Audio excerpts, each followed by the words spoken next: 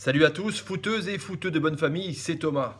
Une vidéo un peu spéciale aujourd'hui, un petit coup de gueule, même un grand coup de gueule que je voudrais passer. C'est un club qui me tient à cœur, donc c'est bizarre pour moi d'en parler, mais c'est le Stade Rennais. Tout le monde a vu un peu le battage médiatique qu'il y a eu en ce moment avec la crise, le président Ruello qui s'en va pas, les temps qui arrivent, qui n'arrivent pas finalement, Gourcuff qui reste, Galtier qui arrive. C'est un peu le bordel quoi. Et c'est encore une image négative qu'on montre du Stade Rennais qui n'est pas déjà aidé médiatiquement en France, qui est un peu le club de la loose. Et ça me fait grave chier parce que c'est un club que je suis fan depuis que je suis gamin et je vois vraiment qu'il n'y a pas d'amélioration. Les Rouges et Noirs sont vraiment en crise de résultats, certes, depuis un an avec seulement 5 victoires dans l'année, mais c'est aussi en crise d'esprit, en crise d'âme, en crise de politique, c'est la catastrophe. Quoi. Pour revenir un peu, pour réexpliquer un peu ce qui s'est passé, Christian Gourcuff est là depuis maintenant environ un an, un peu plus d'un an.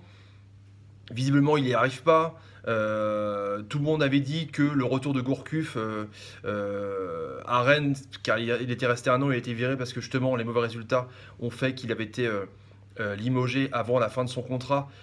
Son retour allait être gagnant, surtout que Ruello, c'est lui qui l'avait fait venir avant, c'est lui qui le fait revenir parce qu'ils sont proches, c'était son rêve vraiment que Gourcuff réussisse à Rennes.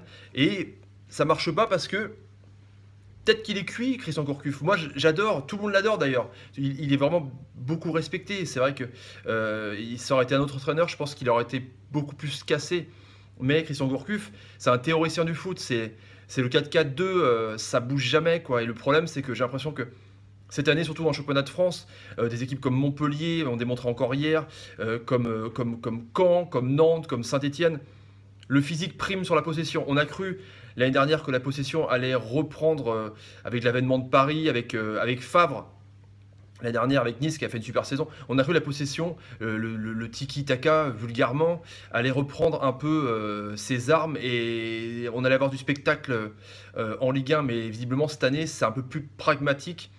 Du coup les équipes sont beaucoup plus physiques et jouent sur le jeu direct et le contre. Et du coup les équipes comme Nice, Rennes, Lille, eh ben, ils ont du mal. Les équipes de possession ont du mal et donc Gourcuff, en gros, va se faire virer. Quand on ne sait pas, parce que normalement il était débarqué il y a 4-5 jours au profit de Galtier qui devait arriver le lendemain. En fait, ce qui s'est passé, c'est que la presse a sorti un peu l'histoire avant que ça se fasse. Le fils Pinault, François Henry,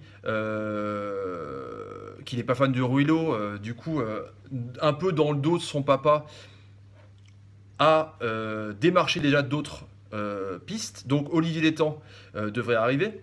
Olivier Létang, directeur de Sport Invest UK, une entreprise qui chapeaute des joueurs, une sorte de super société d'agents, notamment un peu en copinage avec un agent iranien douteux d'ailleurs, parce que il y avait une histoire aussi à West Ham sur les transferts de Tevez et Mascherano, alors que West Ham était un petit club. On ne savait pas comment, à l'époque en Angleterre, comment ça se fait que ce club-là avait eu des joueurs de ce calibre. Donc Rennes serait visiblement sur une pente de vente exotique, comme un peu beaucoup de clubs. Mais c'est faux, parce que les Pinots ont dit que c'était pas ça. Là, la presse continue de dire que ce serait une ouverture au capital, comme l'ont fait à Nice, comme l'ont fait à Lyon, avec des Chinois notamment. Donc c'est vrai que ça me fait un peu mal au cœur, parce que même si Guingamp a pris le dessus sur l'identité bretonne par rapport à ses titres de Coupe de France, justement contre Rennes, Rennes était le club censé être le club central et capital de la Bretagne, et là le fait qu'il soit racheté par des Chinois, enfin racheté, que le capital soit ouvert à des investisseurs chinois, ça me fait un peu mal au cœur. Du coup ça part carrément en crabe ce club, c'est débile, et je pense que Ruello, malgré ce qu'il a fait, les sièges rouges et le changement de nom du Roison Park était une bonne idée, je pense qu'il est mauvais. C'est la gangrène un peu du Stade Rennais. Il avait fait de la merde déjà à l'époque quand il était venu, et là c'est rebelote quoi. Il est mauvais en com, il ment, c'est un menteur professionnel, je pense, ce type. Et je pense qu'il faut tout casser aussi au Stade Rennais. Il faut tout casser à l'intérieur du Stade Rennais. Souvenez-vous, Antonetti hein, qui avait parlé des forces obscures. Les forces obscures, hein, les forces obscures. Eh ben, les forces obscures foutent la merde au sein du Stade Rennais. Notamment Guidal. Guidal qui est là depuis des années et qui chapeaute un peu tous les mauvais plans de Rennes, quoi. Et là, je pense qu'il faut tout changer, il faut tout bouleverser. Donc, le fils Pinot qui a l'air de vouloir mettre de la thune parce qu'il avait été excité du match héroïque à 11 contre 9 contre Paris où Salma a été voir les joueurs dans les vestiaires et avait brandi l'écharpe du stade au Parc des Princes.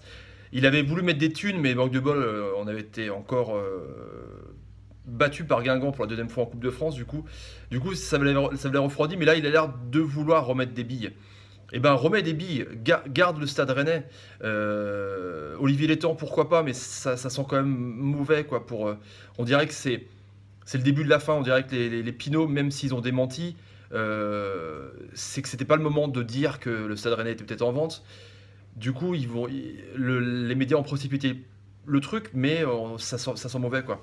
Et là, Laurent Blanc est sondé, Puel. Bon, Galtier, je pense que, à mon avis, changer un peu de vouloir instaurer depuis les gamins un jeu de possession de balle et de mettre Galtier, je pense que ça pourra.